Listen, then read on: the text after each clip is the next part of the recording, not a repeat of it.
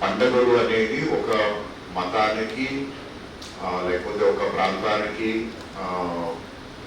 Limit అయినటువంటివి కాదు. ఇది మన సమాజంలో ఎవరెవరు వారు వారి అకేషన్స్ని బట్టి జరుపుకునే ఒక ప్రత్యేకమైనటువంటి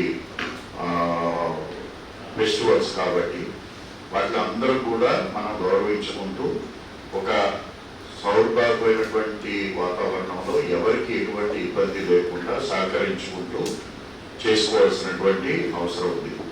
సో దీనికి సంబంధించి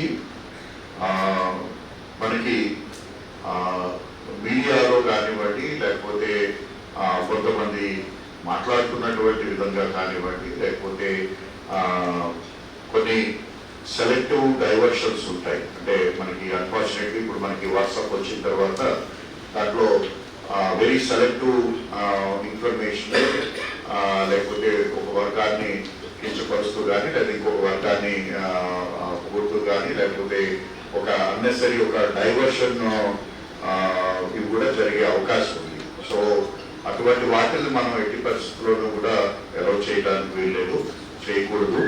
అదేవిధంగా ఈ బక్రీద్ పండుగ సంబంధించి మనం ప్రతి సంవత్సరం కూడా ఒక స్టాండర్డ్ ఆపరేటింగ్ ప్రొసీజర్ అనేది అన్ని చోట్ల కూడా ఇవ్వడం జరుగుతూ ఉంది.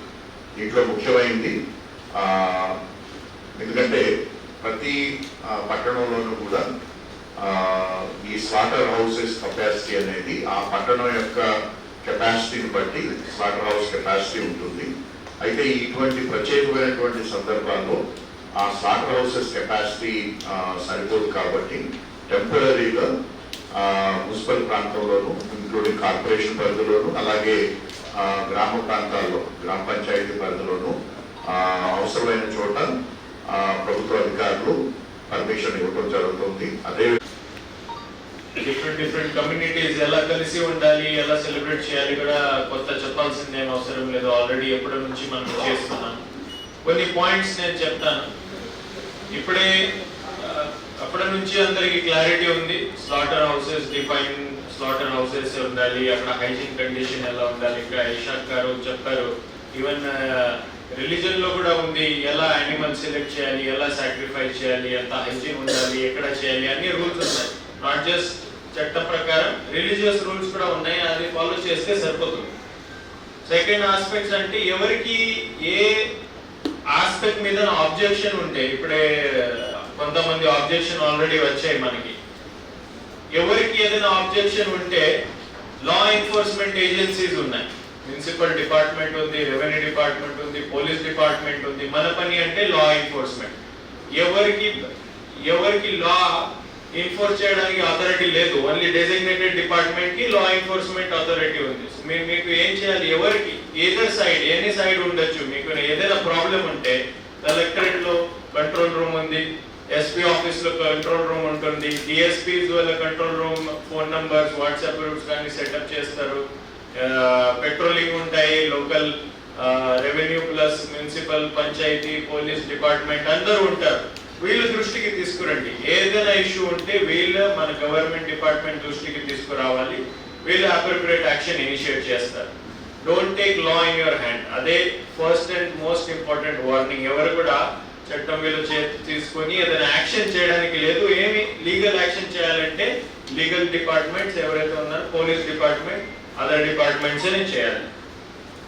తర్వాత ఈ ఎవరు అందరు చెప్పారు, why we celebrate in Bakrid, ఎందుకు సెలబ్రేట్ చేస్తారు. ఇది ఒక సెలబ్రేషన్ ఆఫ్ త్యాగానికి సెలబ్రేట్ చేయడానికి దిస్ పండుగ.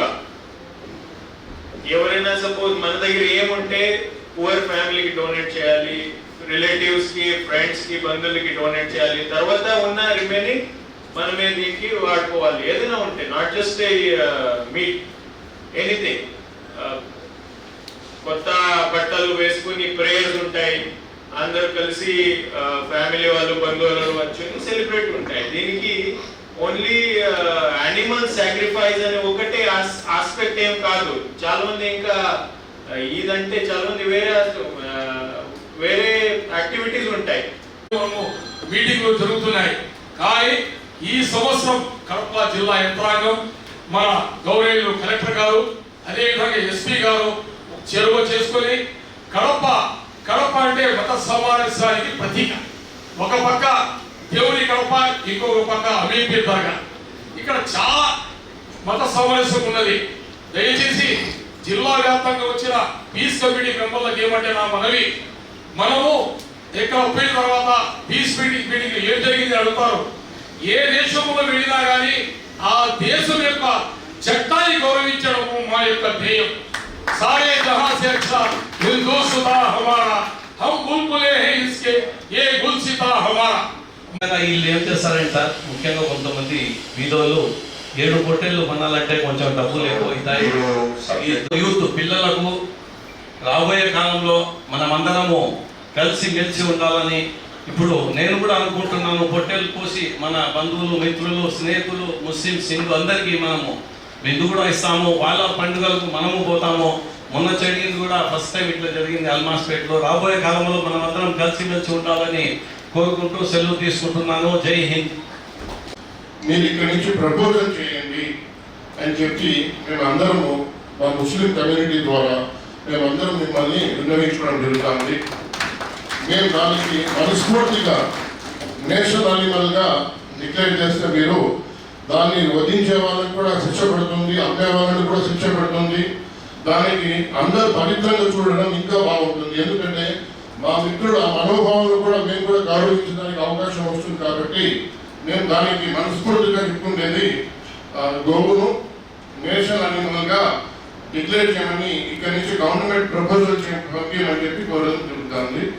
ఇష్యూస్ లేకుండా హ్యాపీగా ఈ పండుగ జరుపుకోవాలనే ఉద్దేశంతో ఈ మీటింగ్ ఏర్పాటు చేయడం జరిగింది. ఇందులో ఈ సందర్భంలో ఒక ముఖ్య విషయం ఏమనగా అందరూ బక్రీద్ పండుగ జిల్లాలో జరగబోయే బక్రీద్ ఈదుల్ అద్హా పండుగ సందర్భంగా అందరికీ నా హృదయపూర్వక శుభాకాంక్షలు తెలియజేస్తున్నాను. బక్రీద్ పండుగ